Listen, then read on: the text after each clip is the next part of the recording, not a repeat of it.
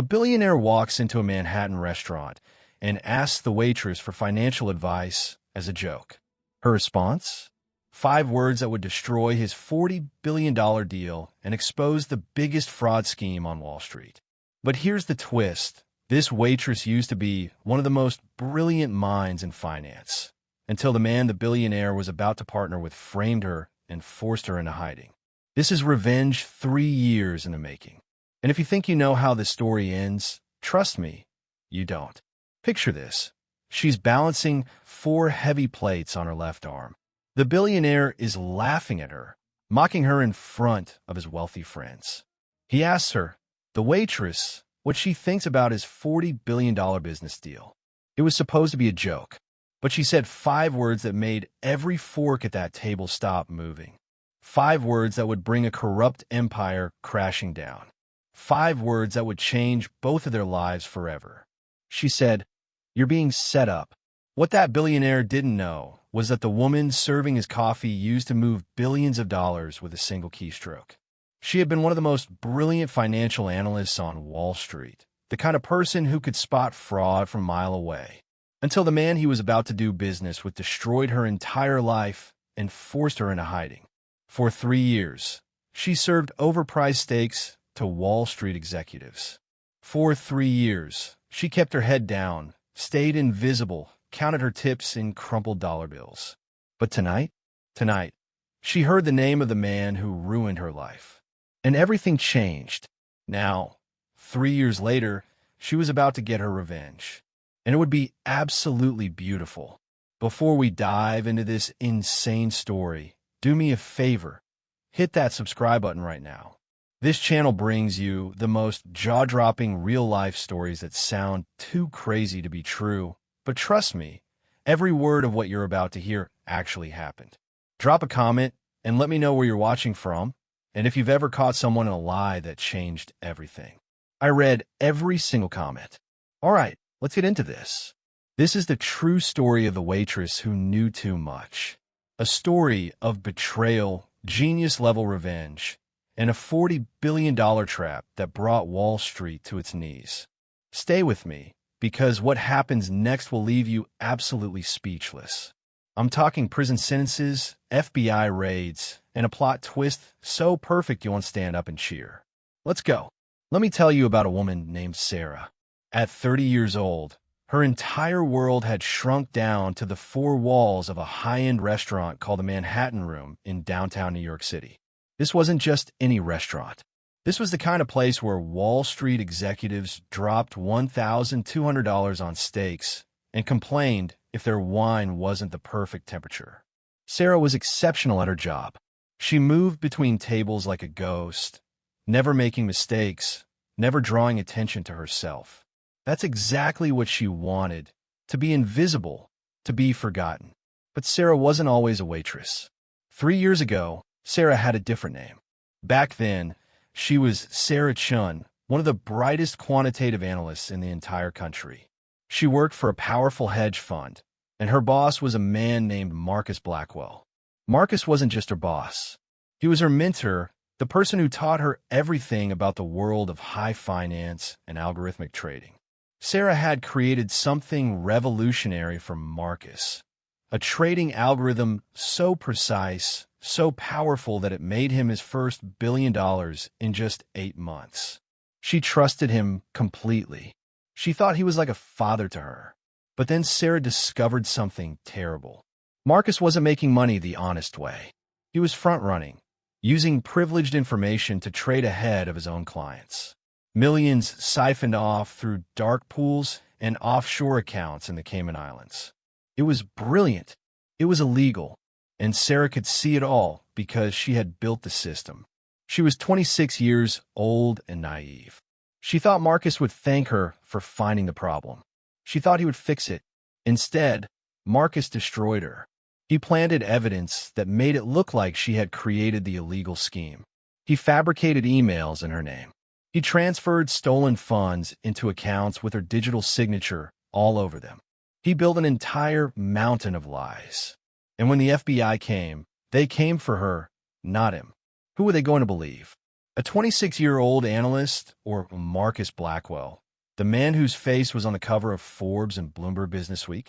Sarah ran. She had to. She emptied her savings account, $47,000 that had taken her years to save, changed her name to Sarah Morgan using her grandmother's maiden name, and disappeared into the 8 million people of New York City. The brilliant Wall Street prodigy became a waitress. The woman who once moved billions of dollars now counted her tips in crumpled singles and quarters. For 3 years, she lived in the shadows. She watched Marcus get richer, more powerful. She watched his face on CNBC, in the Wall Street Journal, celebrated as a genius who had revolutionized quantitative trading. And every night, she went home to her cramped studio apartment in Queens and wondered if she would spend the rest of her life hiding. That all changed on one freezing December evening. The Manhattan Room's most exclusive table, Table 12 in the private corner section, was occupied by a man named James Wellington. Yes, the restaurant was named after his family's legacy. James was one of the richest men in America. His investment firm, Wellington Capital, managed over $200 billion in assets. When James made a move, Wall Street listened. Tonight, James was celebrating. He was loud, confident, surrounded by his son Tyler and 2 executives who laughed at every word James said. They were discussing a massive acquisition. James was about to acquire a tech company called Apex Technologies for $40 billion. $40 billion. That's more money than the GDP of some countries.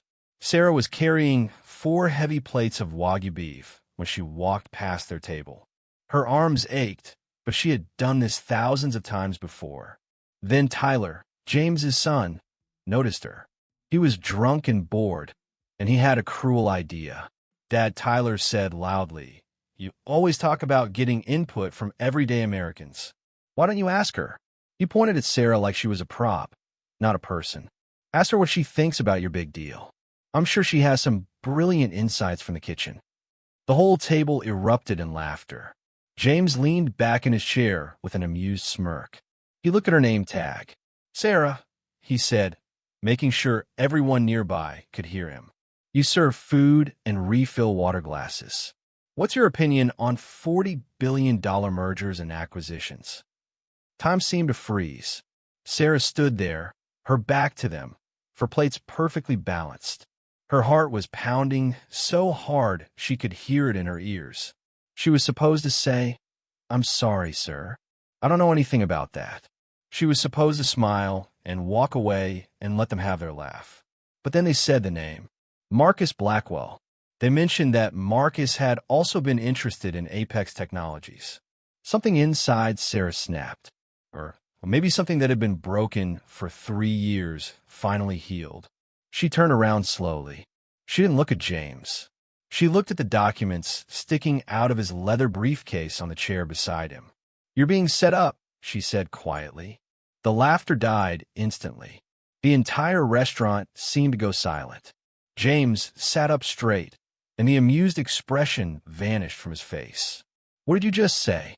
His voice was sharp now, dangerous. Sarah met his eyes. For 3 years, she had kept her head down, kept her intelligence hidden.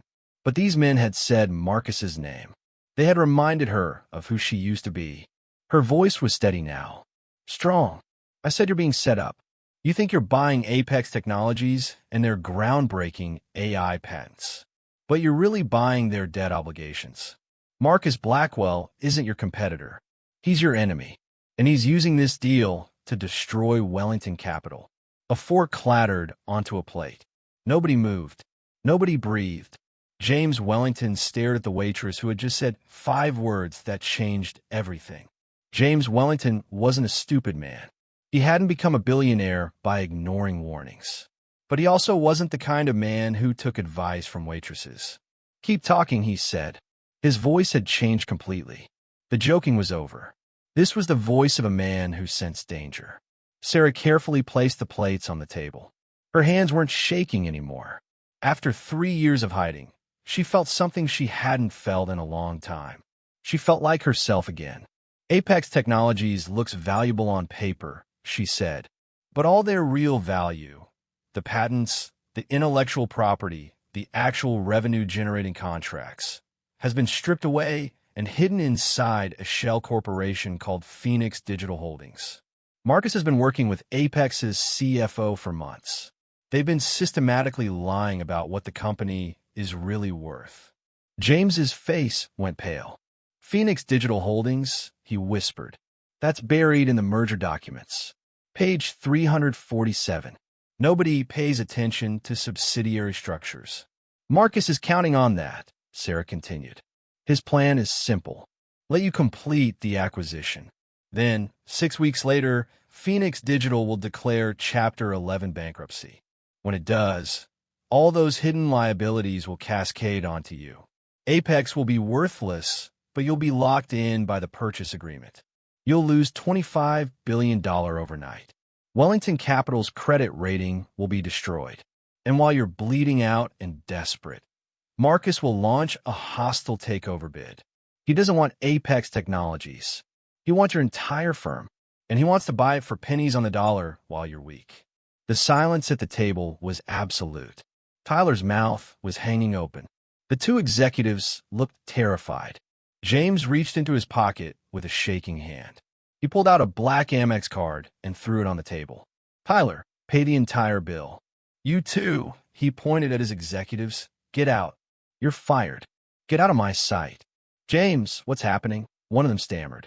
Get out. James roared. The three men scrambled away from the table like frightened animals. James turned back to Sarah, and his eyes were ice cold and razor sharp. You have 10 seconds to decide, he said. My car is outside. You're coming with me. If you refuse, I will have this restaurant shut down by tomorrow morning. And I will find you anyway. Who are you? Sarah took off her apron and dropped it on the table. After 3 years of hiding, she was done running. My name is Sarah Chun, she said. And Marcus Blackwell didn't just compete with me. He's the man who destroyed my entire life. The ride in James's car was silent. Sarah stared out the window at the snow-covered streets of Manhattan, watching the lights blur past. She was wearing her cheap Waitress uniform, sitting in a car that cost more than most people make in 5 years. They arrived at Wellington Tower, a 95-story monument of glass and steel in Midtown. Security guards stared at Sarah's uniform, but said nothing when they saw James's expression. They took a private elevator to the executive floor. James's office was massive, with floor-to-ceiling windows that showed Central Park covered in snow, the city lights twinkling like stars. Lights at 20%, James said, and the room dimmed. Lock this floor. A quiet click told them they were alone. He turned to face her. Sarah Chun, the analyst who supposedly embezzled $750 million from Blackwell Capital. The woman who vanished before the FBI could arrest her. You're a fugitive. I was framed, Sarah said simply. There was no emotion in her voice anymore. She had said these words in her head 1,000,000 times, but nobody had ever listened. Everyone says they were framed. James shot back. Give me one reason to believe you. I don't care if you believe me, Sarah said, walking to the window. You asked who I am. I told you. You asked how I know about your deal. I'm telling you. Marcus Blackwell was my mentor. I built the algorithm that made him rich. Then I discovered he was using it to front-run his own clients. When I confronted him, he framed me for his crimes. He had lawyers, fabricated evidence, everything. I was nobody. He was Marcus Blackwell. So I ran. She turned to face James, and her eyes were blazing now. For 3 years, I've been hiding. I've gone from analyzing billion-dollar trades to serving overpriced steaks. I've watched Marcus get more powerful, more celebrated, while I counted tips and quarters. And then tonight, at your table, your son said his name. You talked about the deal, and I saw the papers in your briefcase. Sarah's voice grew stronger. I know how Marcus thinks. I know how he operates, because I taught him half of what he knows. And when I looked at those documents, I saw my own work.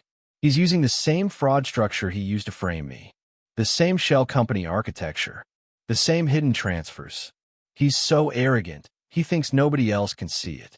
But I can see it. I built this kind of system. I know exactly how it works. James walked to a cabinet and poured 2 glasses of whiskey. He handed one to Sarah. If what you're saying is true, he said slowly, you just saved my company billions. But you also just confessed to being a wanted fugitive. Why would you risk exposing yourself? Sarah took a sip. Her hand was steady. Because Marcus used my work, my signature, my code, and because I'm tired of hiding. I'm tired of being afraid. He took everything from me. My career, my reputation, my life. And I just watched him about to do the same thing to you, using my own playbook. She set down a glass. You asked who I am. I'm the woman Marcus Blackwell fears most. I'm the only person alive who can prove what he really is. James Wellington studied this woman in her cheap uniform, who spoke with the confidence of a general. All right, Sarah Chun, you want back in the game? You're in. But some of my own people believe in this deal. Some might even be working for Marcus. You'll be fighting not just him, but my own employees. Sarah smiled for the first time. It was a cold smile. A warrior smile. Give me a computer, she said. Give me 72 hours. I'll prove everything. The 82nd floor of Wellington Tower was called the Analytics Hub. This was where dozens of brilliant analysts worked around the clock, staring at screens filled with data that would make most people's heads spin. When James Wellington stepped out of the elevator at 2 a.m. with a woman in a waitress uniform, every person in the room stopped working and stared. Listen up. James's voice commanded instant silence. This is Sarah Chun. She's a special consultant. She has my complete authority. Give her whatever she needs. Full access to all Apex Technologies files. Everything. A severe-looking woman in a designer suit stood up. Her name was Nicole Foster, and she was James's chief risk officer. She looked at Sarah like someone had just tracked mud into her pristine office. A special consultant. Nicole's voice dripped with contempt. James, with all due respect, who is this person? She's the person who's going to tell us if we're about to walk off a cliff, James said. Get her access. Now, Nicole, her face tight with anger, led Sarah to an empty workstation. Here, we'll set up your security credentials. It might take a while. I don't need new credentials, Sarah said, sitting down. Her fingers were already flying across the keyboard. Just give me guest access. I can work with that. Guest access won't get you into the encrypted Apex files, Nicole said with a smug smile. She thought she had one. 30 seconds later, Sarah was looking at files that should have been impossible to access. Nicole's face went white. The other analysts watching took a step back, shocked. Lock this workstation, Sarah said, not looking up. Nobody sees my screen. Give me coffee. Black. And I need the original paper copies of all Apex Technologies financial statements. The actual physical documents. I want to see the real paper, not digital versions. For the next 6 hours, Sarah was a force of nature. She wasn't just reading the financial data. She was living inside it. She cross-referenced international wire transfers. She pulled up satellite images of Apex's supposed manufacturing facilities in Vietnam and discovered they were empty warehouses. The other analysts tried to work, but they kept stealing glances at this strange woman who moved through their complex systems like she had built them herself. James watched from his office above the floor. He could see Nicole and another man, David Preston, his chief financial officer, huddled in the corner, whispering and shooting angry looks at Sarah. Sarah was deep in the numbers, tracing the flow of money. Everything she suspected was true. The fake valuations, the hidden debts, the Luxembourg shell company. But there was one final piece missing. The smoking gun that would prove Marcus's entire scheme. And it was protected by military-grade encryption she had never seen before. It's not here, she whispered to herself, frustration mounting. The sun was starting to rise outside the windows, painting the sky in shades of pink and gold over the East River. Nicole approached Sarah's desk, her smile confident and cruel. Having trouble, consultant? Maybe you've hit a wall. Some of us have been working on this for 6 months. We're very confident in our analysis.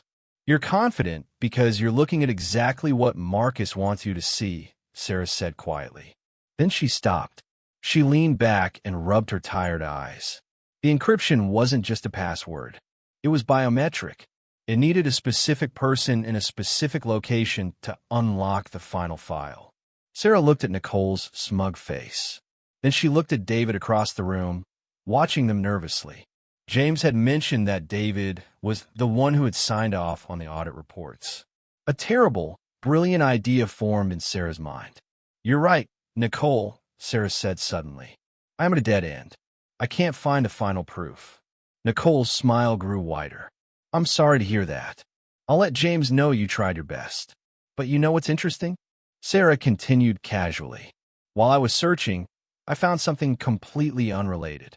Just a curiosity, really. There are wire transfers in Wellington's internal system. Same amount every month for 8 months. From something called Meridian Consulting LLC. Nicole's smile froze on her face.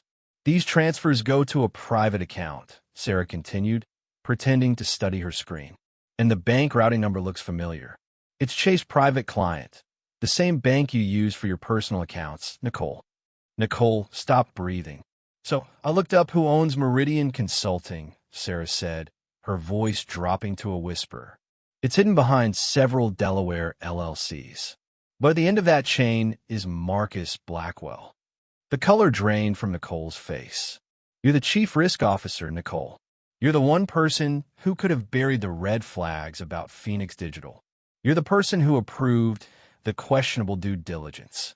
And you've been getting paid very well by Marcus to do exactly that." Sarah stood up. "But here's the thing. You're not just getting paid. You're the key. The biometric lock on that encrypted file. I need you to unlock it. You're Marcus's inside agent." "This is insane," Nicole whispered, but her voice was shaking. "I'm calling security." "Go ahead," Sarah said calmly. "But while I was digging, I transferred every cent from that Meridian account into an escrow controlled by the SEC. Your insurance policy is gone, Nicole. You have one chance to save yourself. Unlock that file. Show me the truth." Nicole looked around the room. Every analyst was staring at her now. David looked like he might pass out. James was standing at his office door, his face like granite. Nicole was trapped. Her betrayal was exposed for everyone to see. With shaking hands, she walked to her own computer. She placed her thumb on a scanner and typed a long password. On Sarah's screen, a new folder appeared, Project Trojan. Sarah opened it, and her heart sank. It was worse than she thought. Not just debt, not just fraud, fake patents, fabricated research data, criminal conspiracy spanning 3 countries. This wasn't just going to hurt James. This was going to destroy Wellington Capital completely.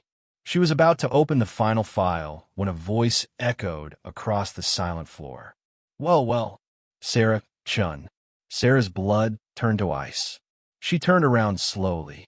Standing by the elevator, wearing a $5,000 Brioni suit and a cruel smile, was Marcus Blackwell. "I thought you were serving overpriced food," he said. "This is quite the career change." The 82nd floor felt like all the oxygen had been sucked out of it. Sarah hadn't seen Marcus Blackwell in 3 years. 3 years of hiding, of fear, of shame. And now here he was, standing 20 feet away, smiling at her like this was all a wonderful game. Marcus looked exactly the same. Perfectly styled salt and pepper hair. Patek Philippe watch that probably cost more than Sarah made in a year at the restaurant. That confident smile that had once made her feel safe, but now made her stomach turn. "James," Marcus said, walking into the room like he owned it. "I came by for our pre-closing breakfast meeting. We're signing the papers on Friday, after all. But imagine my surprise when I heard you'd brought in my old protege." He looked at Sarah. "You look terrible, by the way. Waitressing doesn't suit you." James stepped forward, putting himself between Marcus and Sarah. "Blackwell, you're not welcome here. Get out." "Oh, I think I am welcome," Marcus said smoothly. He gestured toward David and Nicole. "David, Nicole, tell James what you told me last night. Tell him this deal is rock solid. Tell him that his waitress is feeding him conspiracy theories." "David," seeing a chance to save himself, nodded quickly. He's right, James. This woman is a known criminal. She's trying to sabotage the biggest acquisition in this firm's history. Nicole and I have run the numbers a dozen times with PricewaterhouseCoopers. They're perfect. You're a liar, David, James growled. Am I? Marcus interrupted. Or is she? Think about it, James. Her word against your chief financial officer, your chief risk officer, and the combined findings of PwC, Deloitte, and Goldman Sachs. Who do you think your board will believe? Who will the FBI believe? He had a point. A terrifying point. Sarah was a fugitive. Her word meant nothing against the entire financial establishment. Sarah had been silent, her hands gripping the edge of her desk. She looked at Marcus, the man who had been like a father to her, the man who had destroyed her life. You're right, Marcus, Sarah said quietly. Her voice was shaking. The evidence is circumstantial. The Meridian account, the biometric lock, it's all just noise. It's not real proof. James looked at her, shocked and disappointed. He had gambled everything on her, and she was giving up. Marcus's smile was blinding. He thought he had won. See, James? Even your expert admits it. Now, let's be reasonable. Fire her. Call security. And let's go sign papers that will make us both extremely wealthy. James's face showed bitter disappointment. He had bet on Sarah, and she had folded. I only have one thing left, Sarah said, her voice cracking. She reached under the desk and pulled out her old, worn messenger bag, the one she had carried to the restaurant every day for 3 years. When I ran from my apartment, she said, the FBI took my computers, my phones, everything. But they missed one thing. She unzipped a hidden pocket and pulled out a small black external hard drive. Marcus's smile started to fade, his eyes fixed on that drive. This is my backup, Sarah said, from 2019, before you framed me. She looked up, and suddenly the tears were gone. Her voice was steady now, strong. You see, Marcus, I was a very good analyst. I backed up everything, including the original algorithm I built for you. And I backed up the original front-running scheme you created, the one you used to frame me. She held up the drive. You're right that the new evidence is weak. But you made one fatal, arrogant mistake. You're not running a new scheme. You're running the exact same scheme again. She plugged the drive into her computer. On her screen, she split the display into 2 columns. On the left, the 2019 fraud code. On the right, the 2025 Apex Technologies fraud code. They were identical, line for line, function for function, variable name for variable name.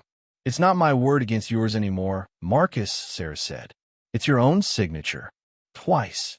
It's a confession written in code. And this time, it has your name on it, not mine. Marcus Blackwell's face went white. He stared at the screen, at the 2 perfect columns of matching evidence. And he knew his life was over. James, who had been watching this entire performance with growing amazement, finally spoke. His voice was cold and final. Nicole, David, you're fired. Security will escort you out. The FBI will be waiting for you in the lobby. James, please, David started, but James held up his hand. Get them out of my sight.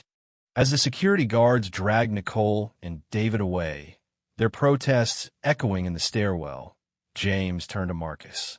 You came into my house, James said quietly. You tried to destroy me with my own money, and you used the one person who could stop you as a punchline. He picked up his phone. I'm calling the SEC right now. The Apex deal is dead, and you're finished. No, Marcus choked out. He was a cornered animal now, all his charm gone. In one last desperate move, he lunged, not at James, but at Sarah. You, he screamed. You destroyed me. You ruined everything. He never reached her. James's head of security, a former Secret Service agent named Thompson, stepped forward and stopped Marcus with one powerful arm. Marcus hit the floor hard, gasping as security pinned him down. Sarah watched the man who had haunted her nightmares for 3 years lying on the floor, broken and defeated. The war was over. After 3 years of hiding, 3 years of fear, 3 years of being invisible, she had won. But as the adrenaline faded and the security guards dragged Marcus away in handcuffs, Sarah started shaking. She had won, but she was terrified. Could she really come back to this world? The world that had chewed her up and destroyed her? James walked over to her. He looked at this woman in her waitress uniform who had just saved his entire empire. "The job is yours, Sarah," he said softly. "Chief Strategy Officer, Wellington Capital. Build your own team. Name your salary, and I'll fund your legal defense. We'll use this evidence. We'll get your name back. We'll get everything back." Sarah looked at his outstretched hand. Then she looked at the trading floor, the screens, the lights of Manhattan, the world that had once been her home. Her hand was shaking as she reached out and took his. The trial was fast. The newspapers called it "The Revenge of the Waitress," and Sarah hated that headline. It made her sound small, like she was defined by the worst moment of her life. She wasn't a waitress who got revenge. She was a brilliant analyst who had set a perfect trap and won. Marcus Blackwell, with his legal team abandoning him and his assets frozen, faced mountains of evidence. The two sets of identical code, laid side by side, were impossible to deny. The forensic accountants from the SEC traced every stolen dollar. He pleaded guilty to securities fraud, wire fraud, money laundering, and conspiracy. The judge gave him 35 years in federal prison. For a man his age, it was a life sentence. Sarah walked out of that courthouse in Lower Manhattan, ignoring the camera flashes and shouted questions from reporters. Her face was calm. The war was finally over. 6 months passed. The media noise died down. Sarah Chun was no longer a waitress. She was now the chief strategy officer at Wellington Capital, one of the most powerful positions on Wall Street. She had a corner office on the 90th floor. She wore Tom Ford suits. She had a salary that made her old self dizzy. But the victory was not a celebration. It was a battlefield. Sarah worked 90-hour weeks. She didn't just join James's firm. She rebuilt it from the ground up. She found all the corruption that David and Nicole had hidden. She created new security protocols, new fraud detection systems. She designed an algorithm that could spot the kind of schemes Marcus had used. James gave her complete freedom, and the company, after the shock of the failed Apex deal, became stronger and more profitable than ever. Sarah Chun was back. She had a new office, a new wardrobe, and a new reputation as the sharpest mind on Wall Street. But she didn't trust anyone. She checked everything twice, 3 times. She ate lunch alone at her desk. She was respected. She was feared, but she was isolated. The betrayal had left a scar that wouldn't heal. Then, 9 months after Marcus's conviction, the attacks began. It started small. A shipping container full of Wellington's commodities investments mysteriously disappeared in the port of Los Angeles, costing $65 million. A major merger Wellington was brokering suddenly fell apart when confidential details leaked to the Wall Street Journal. "It's him," Sarah said in an emergency board meeting. "It's Marcus. He's in prison, but he's still fighting. He's using his old network, calling in favors. He's trying to hurt us." The attacks grew worse. A sophisticated trading algorithm started targeting Wellington's positions, manipulating prices, costing them money. It was death by 1,000 cuts. The firm was bleeding $150 million a week. "It's my algorithm," Sarah said, staring at the attack patterns on her screen. "The one I built years ago. He's turned it into a weapon. He's using it to hunt us. Can you stop it?" James asked. The boardroom was silent. The company was hemorrhaging. Sarah studied the attack patterns. She saw the aggression, the precision. She saw Marcus's fingerprints all over it. He was still arrogant. He still thought he was smarter than her. "I'm not going to stop it," Sarah said. A cold smile spread across her face. "I'm going to use it to destroy him completely." For 2 weeks, Wellington's trading floor became a war room. The attacks were relentless. The algorithm shadowed their every move, costing them money with every trade. The board was panicking. Major investors were nervous. But Sarah wasn't panicking. She was teaching the algorithm. For 2 weeks, she let it win. She fed it small, predictable trades. She made it think Wellington was scared, desperate, retreating. "You're just watching us die," one executive shouted at her during a 4 a.m. emergency meeting. Sarah didn't even look up from her screen. "I'm not watching," she said quietly. "I'm setting a trap." Later, in James's office, she explained her plan. "We're going to lay out bait," she said. "We're going to make it look like we're desperately liquidating our biggest position, our stake in Tesla, for $8 billion. We'll make it look like panic, like we're trying to cover our losses." He'll attack, James realized. He'll short the stock, betting the price will collapse. He'll do more than that, Sarah said. He'll bet everything he has left, every favor he can call in from prison, every ally still on the outside. He'll try to kill us, but we won't actually be selling. We'll be buying. When we announce a major strategic partnership between Wellington and Tesla, the stock price will explode. And Marcus, with his massive short position, will be obliterated. Completely. The trap was set. The rumors were carefully leaked to financial blogs. The first small sale was executed, and they watched. "He's taking the bait," an analyst whispered. On the screens, they could see the algorithm building a massive short position, betting billions that Tesla's stock would crash. Sarah watched the numbers grow. 10 million shares short, 20 million, 50 million. Now, she said, Wellington Capital announced a groundbreaking partnership. Tesla's stock exploded upward, jumping 40% in a single day. Marcus's short position was catastrophic. His allies lost everything. The people who had been helping him from the outside were financially destroyed. In his prison cell at FCI Otisville in upstate New York, Marcus Blackwell watched the news on a tiny TV. He watched his final play collapse. He watched his last supporters abandon him. He had tried to destroy Sarah one more time, and she had destroyed him instead. This time forever.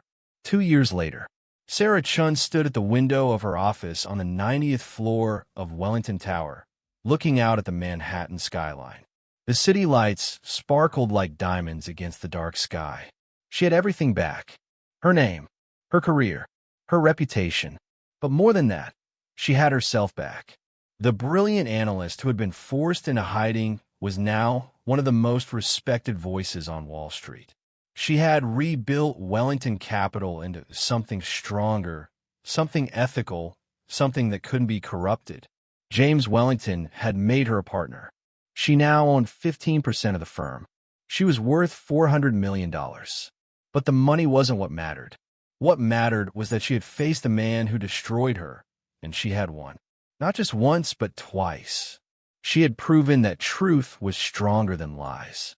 That intelligence was stronger than corruption. That a woman in a waitress uniform could bring down a billionaire's empire with 5 simple words. "You're being set up." Sarah smiled at her reflection in the window. The waitress was gone. The analyst was back. And she was never hiding again. If you enjoyed this story, hit that subscribe button. Comment below where you're watching from and what you thought of Sarah's incredible journey from waitress to Wall Street warrior. And remember, never underestimate the person serving your coffee. They might know more than you think.